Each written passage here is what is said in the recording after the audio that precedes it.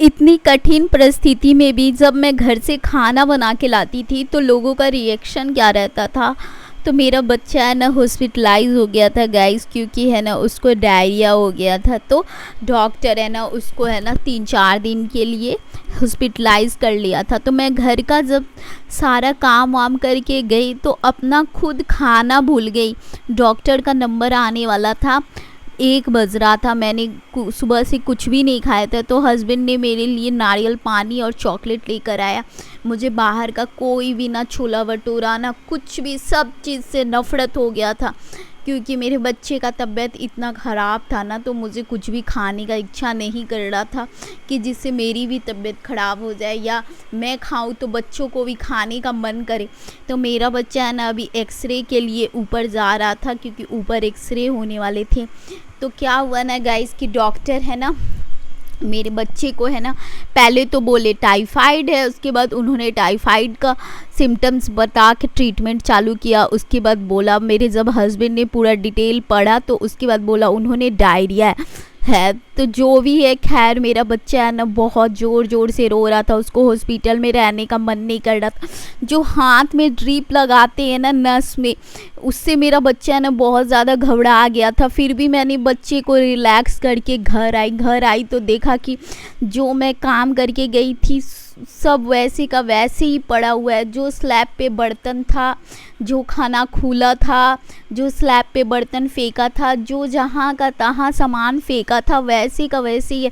जल्दी जल्दी मैं घर आके पूरा घर साफ़ किया, झाड़ू लगाया, पोछा लगाया। इतनी गर्मी लग रही थी, मतलब मैं हॉस्पिटल भी संभालती थी, घर भी आके 4-4 5-5 घंटे कंटिन्यू काम करती थी।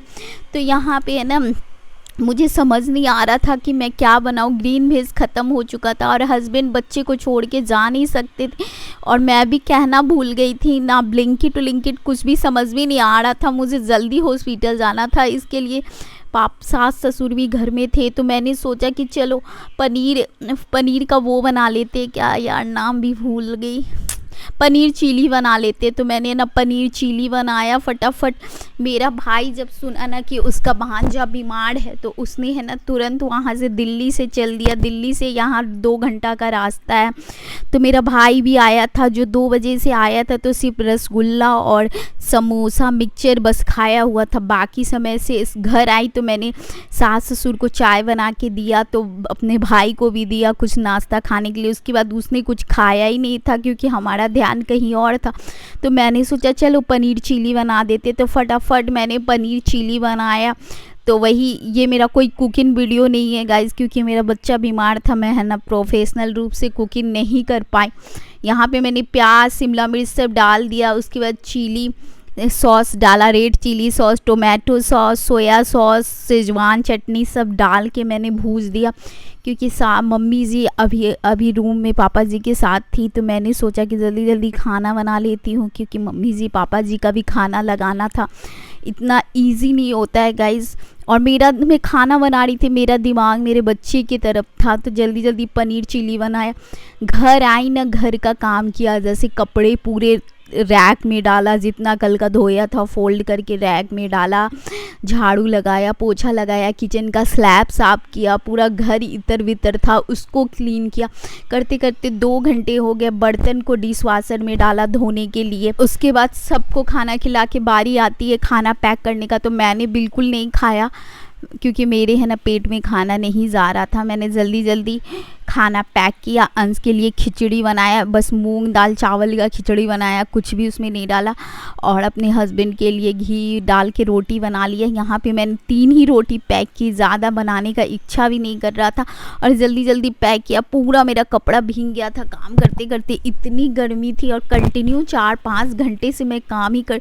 उसके बाद मैं फटाफट नहा ली। और आप लोग बोलोगे ना कि कैसा हेयर स्टाइल बांधी है, ऐसे लगता है जैसे है ना मतलब ना वो क्या होता है, बाथरूम जा रही है और ऐसा हेयर स्टाइल बांधी है। तो गाइज मुझे समझ में नहीं आता है। आज मेरा खुद फैशन मारने का दिन नहीं था। मैंने जैसे तैसे हॉस्पिटल पहुंचा, जल्दी जल्दी खाना, हस्बैंड अंश को देख रहे थे और जल्दी पहुंचा।